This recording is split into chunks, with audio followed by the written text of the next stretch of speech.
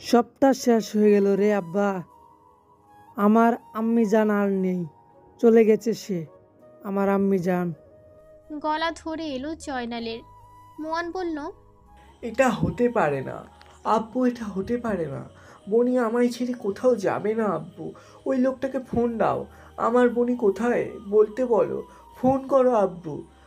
জয়নালের স্তম্ভিত ফিরল। হ্যাঁ, ফোন করা উচিত। তার মেয়ের খবর নিতে হবে তো। ফোন লাগালো নভের নম্বরে। এদিকে জয়নালের ফোন পেয়ে নভের হাসি আরেকটু চওড়া হলো। রিসিভ করলো সে। সাথে সাথেই ভেসে এলো জয়নালের কান্নারত ভাঙা গলা। হ্যাঁ, হ্যালো। জয়নাল সাহেব, কেমন লাগলো মেয়ের ছবিটা? কথাটার উত্তর দিল না জয়নাল, তবে নিজের মতোই বলে উঠল, আমার মেয়ে বেঁচে আছে। ভ্রু কুচকালো নভ। এটা কি বলছে? কোথায় মেয়ের সম্মান হানির কারণে তাকে ছেড়ে দিতে বলবে? তা না জিজ্ঞাসা করছে মেয়ে বেঁচে আছে কিনা।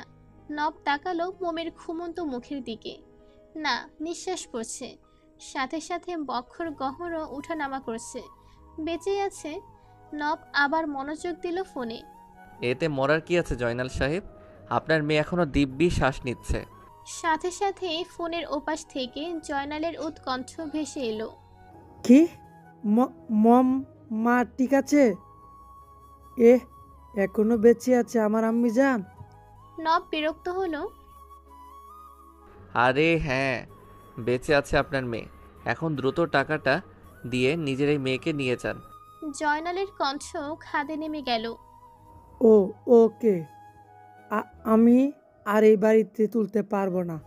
নব অবাক হলো। মেয়েকে নিতে চাইছে না? নব প্রশ্ন করলো, কেন জয়নাল সাহেব? একদিনে মেয়ের মায়া শেষ? মায়া কখনো শেষ হয় না স্যার। সেটির দিন খেয়ে দিন বাড়াতে থাকে। আমার বাড়ির সবাই সাপ বলে দিয়েছে। মম মাকে বাড়িতে আনলে আমাদের এই সমাজ ছাড়া করবে সবাই মিলে। নব বুঝল ব্যাপারটা, তবে এই কথার পরিপ্রেক্ষিতে কি বলা যায় তা ভেবে পেল না। সে তবুও বলল, এসব আমার দেখার বিষয় না, আমার টাকাটা চাই ব্যাস। বলেই কল কেটে দিল নব। ফিরে তাকালো আবার মোমের দিকে। বাচ্চাদের মতো ঘুমাচ্ছে মেয়েটা। আনমনে হেসে দিল। হাসির কারণ তার নিজেরও অজানা। ওয়েট, এই মেয়ে না জ্ঞান হারিয়েছিল? তাহলে এখন নড়ছে কিভাবে? ভেবেই নব এগিয়ে গেল মোমের দিকে। ঝুঁকে ডাকলো মোমকে। এই যে, এই মেয়ে শুনছো? নড়চড় হলো না মোমের। এবার নব নিজের হাত দিয়ে আলতো চাপড় দিল মোমের গালে। দু তিনবার করতেই নড়ে চড়ে উঠল মোম। ঘুম ঘুম কণ্ঠে বিরক্ত হয়ে বলল, হুম, এমন করছো কেন? নব যেন তবদা খেল। যা বাবা, এই মেয়ে ঘুমাচ্ছে, জ্ঞান হারায়নি। What the? আর ওরকম সিরিয়াস মোমেন্টেও কারো ঘুম পায়? নব এবার তেতে গেল। মোমকে ঠেলতে ঠেলতে ডাকতে লাগলো। এই মেয়ে উঠো উঠো বলছি। মোম এবার বিরক্তিকর চরম পর্যায়ে পৌঁছে যায়। ঘুমের মাঝে বিরক্ত নিয়ে বলল, হুম, আম্মু ঘুমাচ্ছি তো, বিরক্ত করছো কেন? আবার ঘুমিয়ে তলিয়ে গেল মোম। এদিকে নব ক্যাবলার মতো হাঁ করে তাকিয়ে রইল। ওই, আমাকে দেখে আম্মি মনে হয়? এই অবয়ব রায়নিস নাকি আম্মি? Like, seriously? থাই গ্লাস ভেদ করে রোদের উজ্জ্বল আলো চোখে পড়তে পিট পিট করে চোখ খোলে মোম। নিজের অবস্থানের কথা চিন্তা করতেই কাল রাতের কথা মাথায় এলো। নিজেকে দেখে একটা স্বস্তির নিঃশ্বাস ফেলল। সে ঠিক আছে। উঠে দাঁড়ালো মোম। ডান পায়ে ব্যান্ডেজ করা, ব্যথাও করছে। তবুও ওয়াশরুমে গিয়ে ফ্রেশ হয়ে নিল। পরনের জর্জেট শাড়িটা চেঞ্জ করবে ঠিক করলো, কিন্তু এখানে তো তার কোনো ড্রেসও নেই। চোখে পড়ল গতকালের পরে থাকা হলুদ সুতির শাড়িটা। ভাবল, এটার থেকে ওটাই বেটার। এমনিতেও এই ব্লাউজ একদম ঢিলে ঢালা। ভাবনা মতোই চেঞ্জ করে নিল। আবার খাটে এসে বসতে অনুভব করলো পেট খিদায় চোচো করছে, কিন্তু এখানে খাবার কোথায় পাবে। আবার উঠে দাঁড়ালো মোম। দরজার কাছে গিয়ে খোলার চেষ্টা করলো, তবে বৃথা। অগত্যা আবার এসে বসলো খাটে। পানি ছাড়া খাওয়ার মতো কিছুই নেই, তাই একটু পানি খেয়ে নিল। কিছুক্ষণ রুমটা পর্যবেক্ষণ করে নিল মোম। বিশাল রুম, এক পাশের দেয়াল সম্পূর্ণই থাই গ্লাস, তার মধ্যে থাই দিয়ে একটা জানালা, আর এক কোনায় ওয়াশরুম, তার পাশে একটা বেসিন, থাইয়ের সামনে একটা বেতের রকিং চেয়ার। এছাড়া বসার জন্য আর কিছুই নেই। ও আছে, ড্রেসিং টেবিলের সামনে একটা ছোট টুল, ব্যাস। আর কিছু টেবিল, বড় বড় শোপিস, একটা খাট দিয়েই রুমটা সাজানো। মম একটু বিরক্ত হলো, কারণ রুমে একটা সিঙ্গেল বারান্দাও নেই। মনে পড়ে গেল নিজের প্রাণপ্রিয় রুমটার কথা। ইস, তার রুমের বারান্দাটা ভাইয়া কত সুন্দর করে সাজিয়ে দিয়েছিল। ভাইয়া, ভাইয়া কি খুঁজছে? ভাইয়া কি খুঁজছে আমায়? হ্যাঁ, খুঁজবেই তো। ভাইয়া তো আমায় খুঁজবে। না না না, আমায় এখান থেকে পালাতে হবে, যে করেই হোক পালাতে হবে, কিন্তু কি করে? ভাবনার মাঝেই দরজা খোলার আওয়াজ হলো। পেছনে ফিরল মোম। নবকে দেখে হালকা ভয় হলো। লোকটা তো একটু ভালো না, রোমিও টাইপ একটা। ছি। নব তাকালো মোমের দিকে। তার দিকে তাকিয়ে পাশ থেকে টাওয়ালটা নিয়ে নিজের শরীরের ঘাম মুছতে লাগলো। পর্যবেক্ষণ করে শান্তভাবেই বলল, আবার এই শাড়িটা কেন পরেছো? মোম আমতা আমতা করে বলল। আমার তো এখানে কিছু নেই। নভের স্বাভাবিক কণ্ঠ। কিছু না থাকলে ন্যাকেড থাকো। মোম চোখ বড় বড় করে তাকালো নভের দিকে। কি বলে এই খচ্চরটা? বিড়বিড় করে বলল, তুই ন্যাকেড থাক, রোমিও একটা। নব যেন শুনেও শুনল না, ফ্রু কুচকে বলল। কি বললে তুমি? কই কিছু না তো। নব এক পা এক পা করে এগোতে লাগলো। বলো কি বললে? মম ভয় পাচ্ছে, অনেক ভেবে বলল। বলছিলাম যে আমার খুব খিদে পেয়েছে। থেমে গেল নব। মনে পড়ল, কাল রাত থেকে কিছুই খাইনি মেয়েটা। ও এতটা কেয়ারলেস কবে থেকে হইলি নব? সাথে সাথে ফোন বের করে কাউকে একটা মেসেজ করে দিল। তারপর আর এক মুহূর্ত দাঁড়ালো না, বাইরে থেকে দরজা লক করে চলে গেল কোথাও একটা। মোম যেন হাঁপ ছেড়ে বাঁচল। একটু পর রিসোর্টের একজন স্টাফ ট্রলি ট্রে ভর্তি খাবার নিয়ে এলো। তবে সেগুলো দেখে খুব একটা খুশি হলো না মোম, কারণ সবগুলো খাবারই অখাদ্য type. Vegetable stew, chicken soup আর স্যান্ডউইচ। ইচ্ছে না থাকা সত্ত্বেও কিছুটা খেয়ে নিল মোম। খিদে পেয়েছে যে, খাওয়া শেষে ভাবতে লাগলো এখান থেকে কি করে পালানো যায়। তবে কিছুই মাথায় এলো না। হঠাৎই চোখ পড়ল খাবারের ট্রের দিকে। মুহূর্তেই মুখে খুশির ঝলক ফুটে উঠল তার। এবার শুধু সঠিক সময়ের অপেক্ষা। কি আরে কি হুনে রে ইয়ান, কাইল্লা রাইতে ইয়ান কিচ্ছত তুই? তেজের কথায় ফাইল থেকে মুখ তুলে তার দিকে তাকালো নব। তারপর আবার ফাইলে তাকিয়ে বলল। তোর কাছেও খবর চলে গেছে? তেজ এক গাল হাসল। সামনে চেয়ারে বসতে বসতে বলল, তুই আর জিগরি দোস্ত, সরি দোস্ত, তোর খবর বিজ্ঞান আমি জানতাম না তো, কোনে জানবো? নব কিছুই বলল না। তেজ আবার জিজ্ঞাসা করল। এন কত বেটা কাহিনী কেলা? নব এবার ফাইলটা বন্ধ করলো। টেবিলের দিকে তাকিয়ে রাগী কণ্ঠে বলল, আরে ওই জয়নাল এহসানের মেয়ে ওটা। শালা আমার 16 লাখ টাকা নিয়ে বসে আছে। 1 মাস আগে দেওয়ার কথা ছিল, আমার টাকা না দিয়ে মেয়ের বিয়ে দিচ্ছিল রাস্কেলটা। তাই ওর মেয়েকেই তুলে নিয়ে আসলাম। থামলো নব। তেজ শান্তভাবে বলল, মাত্র 16 লাখ টাকার জন্য? ইউ নো হোয়াট, এই অবয়ব রায়ানিস 1 টাকাও কাউকে মাফ দেয় না। তেজ এবার একটু সিরিয়াস হলো। এটা কি ঠিক করেছিস? নব সরাসরি তাকালো তেজের দিকে। মানে? মানে ওই মেয়েকে তুলে এনে আগে তো এমন করিসনি। যে মেয়েগুলো তোর কাছে আসে তারা নিজের ইচ্ছায় টাকার জন্য আসে, এভাবে জোর করে তুই মেয়েটাকে। নব বিচ্ছিরে একটা হাসি দিল। ইউ নো হোয়াট ডুড, ওই মেয়ে ভীষণ ওয়াইনি, দেখেই ইচ্ছে হলো বেডে ফেলতে, ব্যাস নিয়ে এলাম। তেজ তাচ্ছিল্য হাসল। ও তার মানে অলরেডি তুই ওই মেয়ের ভার্জিনিটি নষ্ট করে দিলি? নব এবার অন্যমনস্ক হলো, মাথা নাড়িয়ে বলল। হুম, আই কুডন্ট। নভের কথায় তেজ ভ্রু কুচকালো। পারিসনি মানে? জানি না কেন পারিনি। আরে তাই তো একে কাল রাতে পলকের কাছে পাঠালাম। তাহলে আবার ওকে বাঁচালি কেন? নভ তাকালো তেজের দিকে, কিছুক্ষণ চুপ রইল। তেজেও যেন তাকে সময় দিচ্ছে। একটু পর নভ বলে উঠল।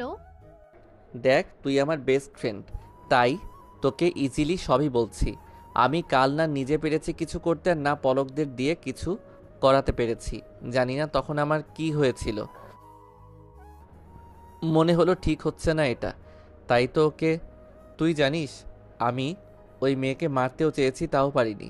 ভেতর থেকে কেউ যেন আমায় বাধা দিচ্ছিল। এমন কেন হচ্ছে বলতো?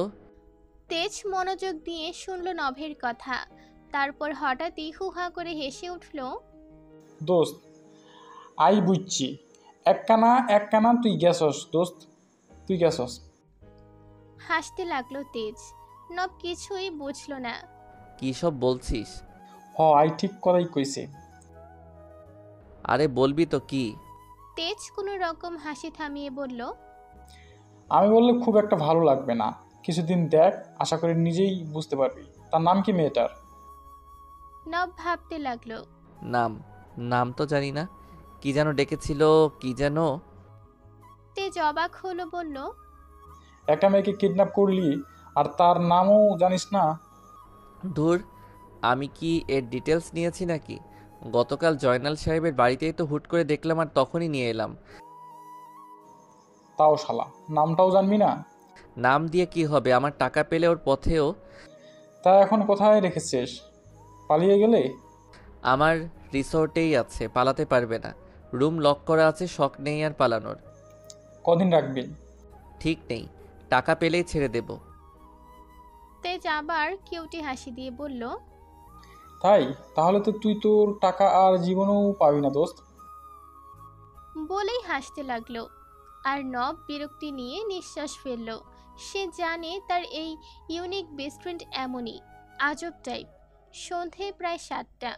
লক খুলেই রুমে ঢুকতেই চোখ পড়ল গুটিসুটি মেরে ঘুমিয়ে থাকা মোমকে। নব ফ্রু কুচকালো।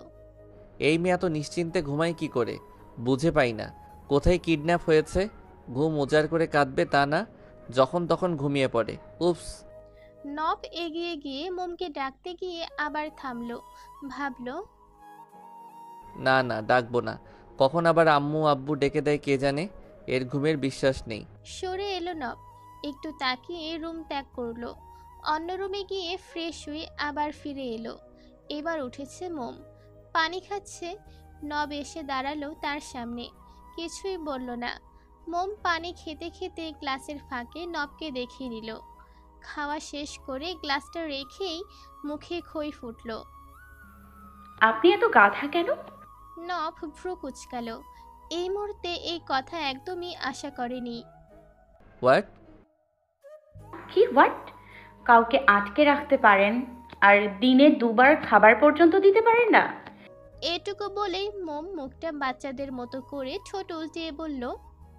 জানেন সারাদিন এই অখাদ্যগুলো খেতে হয়েছে আমায়। প্রথমে ঠিক ছিল, একটু আগে খেলাম, কেমন যেন টকটক হয়ে গেল। ইয়াক, কি বিশ্রী! মোমের কথার ধরন বুঝতে পেরে নব অবাকের চরম পর্যায়ে পৌঁছে গেল। কি তুমি সকালের ব্রেকফাস্ট এতক্ষণ পর্যন্ত খেয়েছো?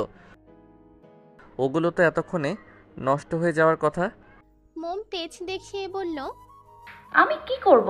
এখানে খাওয়ার মতো আছে কি আর? আমার বেঁচে থাকা লাগবে না? খাওয়া লাগবে না? নব গিয়ে বসলো মোমের গা ঘেঁষে। মোম একটু সরে বসলো। নব বাঁকা হেসে বলল। মরতে তো তোকে হবেই মেয়ে, তোর বাপ টাকা না দিলে তুই তো শেষ। এতক্ষণের রাগী তেজে ফেসটা মুহূর্তে পরিণত হলো একরাশ অভিমানে। উদাস হয়ে বলল। আচ্ছা, কিসের টাকা নিয়েছিল আব্বু? নব স্বাভাবিকভাবেই বলল। তোর বাপ প্রায় 4 মাস আগে নিয়েছিল টাকা, বলেছিল তার মেয়ের জন্য লাগবে। ইট মিন্স তোর জন্য লাগবে। তুই জানিস না এসব? মোম যেন অবাক, তার চোখ ছলছল করছে। অবাক হয়েই বলল। আমার জন্য টাকা ধার নিয়েছে? ইয়া, কত টাকা? 16 লাখ। 6 লাখ? মোমের অবাক কণ্ঠ শুনে নব বুঝল মোমের কিছুই জানে না, তাই সে আর ঘাটালো না বিষয়টা। ফোন করে খাবার আনতে বলল। একটু পর একটা সার্ভেন্ট এসে দিয়েও গেল খাবার। এবার ফ্রাইড রাইস আর চিকেন চপ দিয়েছে। খাবার পেয়ে মোম আশপাশ না তাকিয়ে খেতে বসে গেল। মুখের সামনে এক লোকমা তুলতেই মনে পড়ল পাশে বসে থাকা লোকটার কথা। তাকালো নভের দিকে। নভ যে তার দিকেই তাকিয়েছিল। কাপা কাপা কণ্ঠে বলল, আপনি খেয়েছেন? মোমের কথায় নব তার দিকে অপলক চেয়ে রইল। একটু পর বলল, তুমি খাও। মোম হাসল, নির্মল এক হাসি, বাচ্চাদের মতো মাথা কাত করে বলল, ওকে। বলেই খেতে লাগলো। মিনিট 5 পরে মোম খাওয়া শেষ করে খাটে উঠে বসল। আপনি যাবেন না? নভের সরাসরি উত্তর। নো। মোম মনে মনে ভাবল, এই হনুমানটা না গেলে আমি পালাবো কি করে? তবে মুখে বলল। আমি এখন ঘুমাবো, আপনি যান এখান থেকে। নব অবাক দৃষ্টিতে তাকালো মোমের দিকে। মাত্রই তো ঘুম থেকে উঠলে, এখন আবার ঘুমাবে? হ্যাঁ, আমার খুব ঘুম পাচ্ছে, আপনি যান এখান থেকে। নব এতক্ষণে বুঝতে পেরে গেছে এই মেয়ে আস্ত একটা কুম্ভকর্ণ, সরি কুম্ভকর্ণী। তাই নব ডোন্ট কেয়ার ভাব নিয়ে বলল, ওকে, তো ঘুমাও, কে ডিস্টার্ব করছে? মোম যেন বিস্মিত হলো। আমি ঘুমাবো আর আপনি এখানে থাকবেন? হাউ? এখন যেভাবে আছি। মোম মাথা নাড়ালো। না না, আপনি এখানে থাকলে আমি ঘুমাবো না। নভের জন্য এবার রাগ উঠে গেল। এক্ষুনি তো বললে ঘুম পাচ্ছে, আর এখন ঘুমাবে না? নো ওয়ে, এখন তো তোকে ঘুমাতেই হবে। নে ঘুমা, কুইক। না, আমি কিছুতেই ঘুমাবো না, আমার অসহ্য লাগছে আপনাকে। আর সহ্য হলো না নভের। দ্রুত পেছন থেকে পিস্তলটা বের করে মোমের কপাল বরাবর ঠেকলো। এতেই ভয়ে তটস্থ মোম। নে ঘুমা, না হলে এক্ষুনি আজীবনের ঘুম পাড়িয়ে দেব। এই, এটা কেন? আমায় মারবেন না প্লিজ, এটা সরান। তোকে ঘুমাতে বলছি, নে শো। হ্যাঁ হ্যাঁ, ঘুমোচ্ছি আমি, এটা সরান। বলতে বলতেই মোম পায়ের নিচ থেকে কম্বল টেনে গুটিসুটি মেরে শুয়ে পড়ল। চোখ খোলা কেন? বন্ধ কর, ঘুমা বলছি। করছি তো, আপনি এটা সরান, আমার খুব ভয় করছে। নব সরালো পিস্তলটা। সাথে সাথেই মোম কম্বল টেনে মাথা পর্যন্ত ঠেকে নিল। আর নব দেখতে লাগলো মোমের কাণ্ড। সকালে ঘুম থেকে উঠতেই মোম আর নবকে দেখতে পেল না। তবে খাটের কোনায় 6-7টা প্যাকেট দেখল সে। সন্দেহ নিয়েই খুলতেই দেখল কিছু শাড়ি আর কয়েকটা রেডিমেড ব্লাউজ। হাসলো মোম, বুঝেও গেল এগুলো তারই জন্য। গোসল সেরে ওখান থেকে একটা শাড়ি পরে নিল। তবে বিপত্তি বাঁধল ব্লাউজে। সবগুলো ব্লাউজে সাইজে হালকা বড় আর পেছনের গলা অনেকটাই কাটা, যার ফাঁকে পিঠ বেরিয়ে আছে। অগত্যা মোম শাড়ির আঁচল দিয়ে পিঠটা ঢেকে নিল। আর কিছুক্ষণ পর ব্লাউজের ঢিলা হাতাটা টেনে টেনে উপরে উঠাতে লাগলো। ঘড়ির দিকে তাকাতে দেখলো 11টা 34। কি, এত বেলা পর্যন্ত ঘুমিয়েছি আমি? উফ, এখান থেকে তো পালাতে হবে আমায়। ভাবতে ভাবতে চোখ গেল টেবিলে। গতকালের মতোই খাবার রাখা। মনটা খারাপ হয়ে গেল মোমের।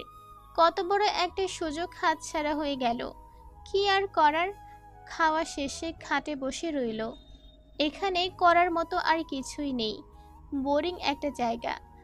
11টা 56। দরজার দিক থেকে শব্দ হতেই মোম জড়সড় হয়ে নিজেকে গুছিয়ে বসল।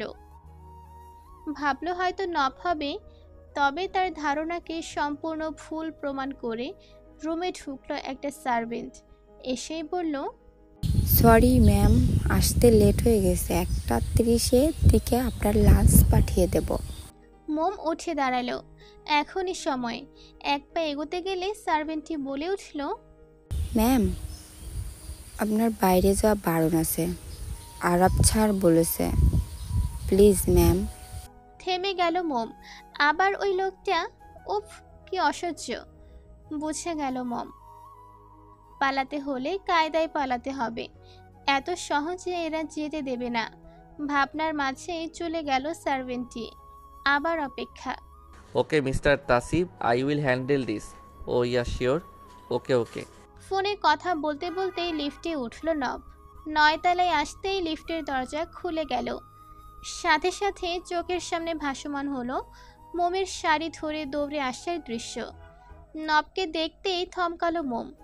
ভূত দেখার মতোই চমকালো সে।